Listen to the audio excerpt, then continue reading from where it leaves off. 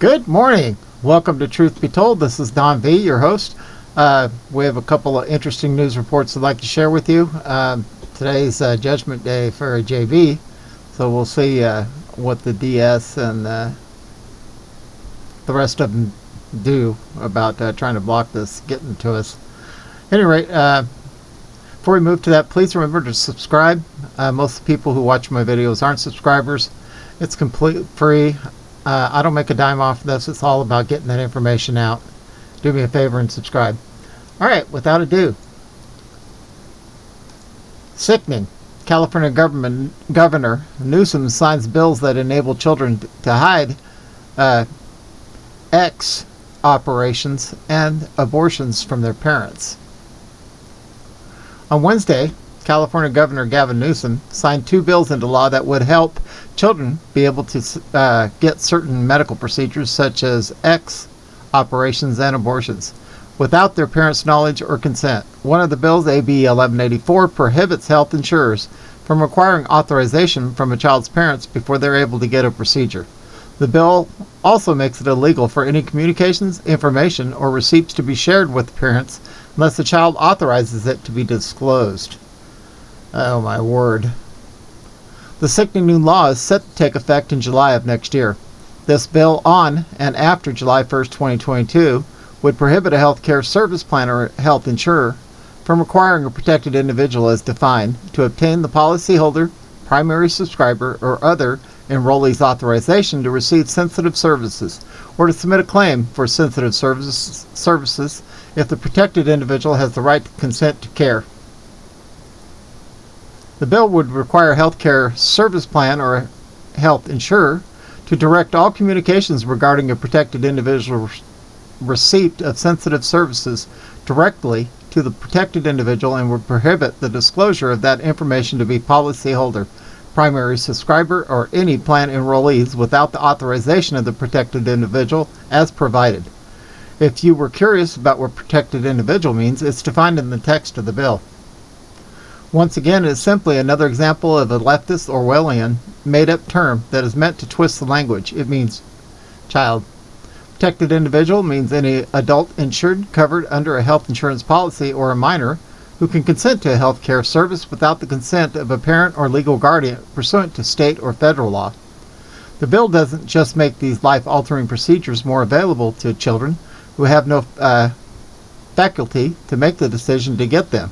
It also mandates the insurance providers notify their policyholders that they can request a confidential communication. This bill would require a health care service plan to notify subscribers and enrollees and a health insurer to notify the insured that they may request a confidential communication in a specified format and how to make the request. And would require a health care service plan and a health insurer to provide the information in a specific manner, including on the internet website of the health care service plan or a health insurer. The other bill, AB 1356, makes it a crime for anyone to post personal information, including photos of any provider, patient, employee, or volunteer of a reproductive health care facility in the state. People who are found guilty will face up to a year behind bars and a fine up to $10,000. Oh my word. This other legislation also makes it a crime for people to videotape, film, photograph, or record by electronic means any person associated with a reproductive health facility inside their property or within 100 feet of the entrance. This bill would also make it a crime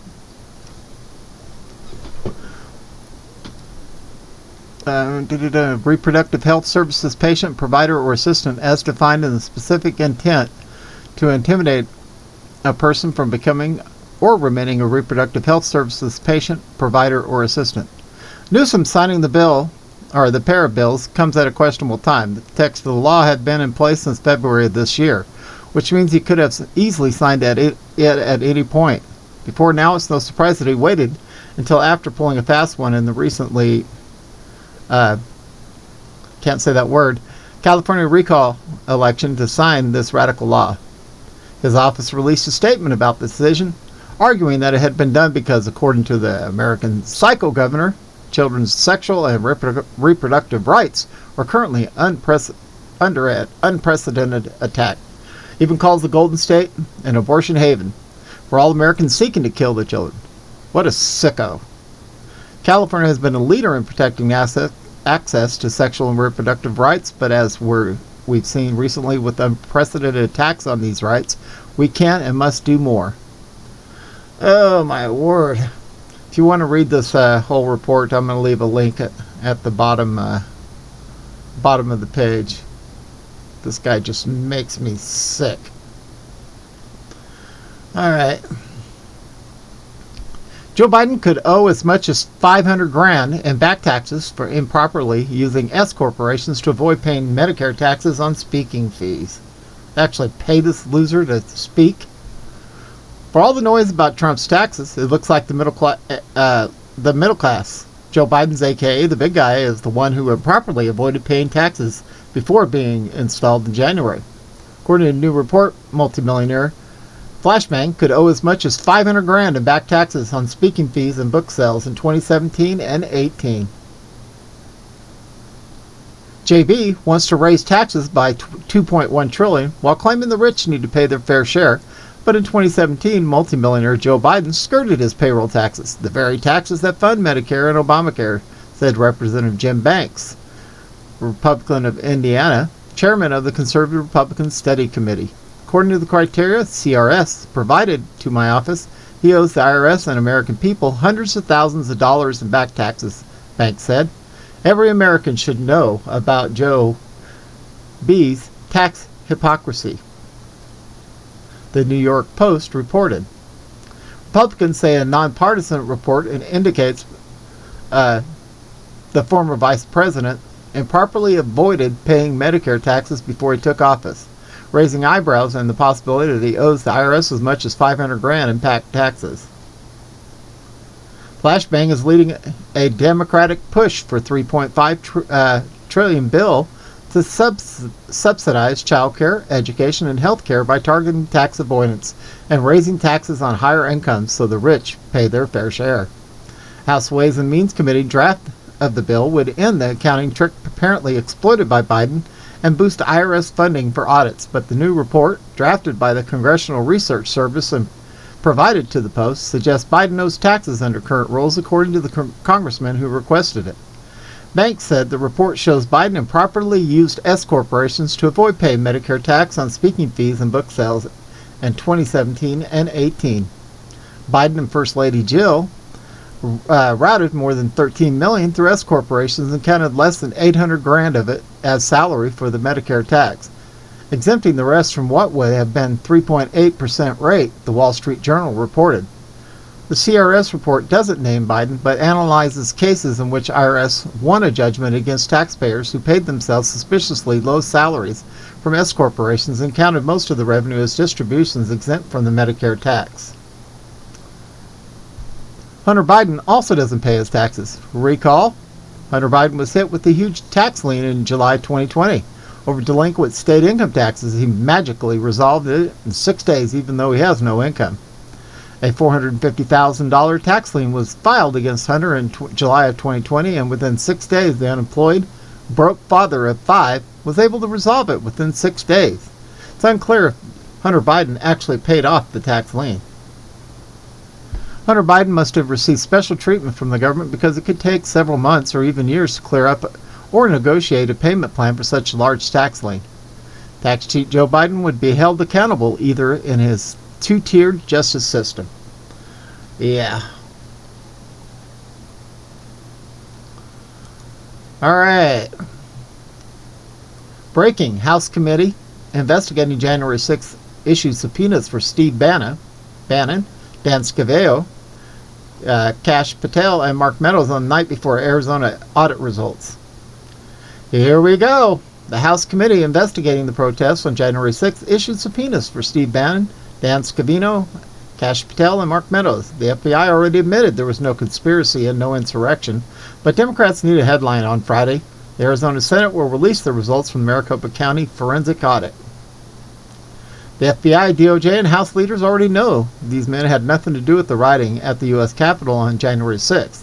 This is all a smokescreen for their failing polling numbers and their dread of what may be released on Friday. Trump-hating Republican Liz Cheney and Adam Kinzinger sit on Pelosi's January 6th committee. Politico reported. The select panel investigating January 6th insurrection is issuing subpoenas to 4 current and former top aides, President DJT, including his most recent Chief of Staff, Mark Meadows. The committee issued its first subpoenas on Thursday to Meadows' former Pentagon official and longtime House Intelligence Committee aide, Kash Patel, former top White House advisor Steve Bannon, and longtime Trump social media chief Dan Scavino. Marks a turning point in the investigation as lawmakers began homing in on Trump's efforts to overturn the 2020 results.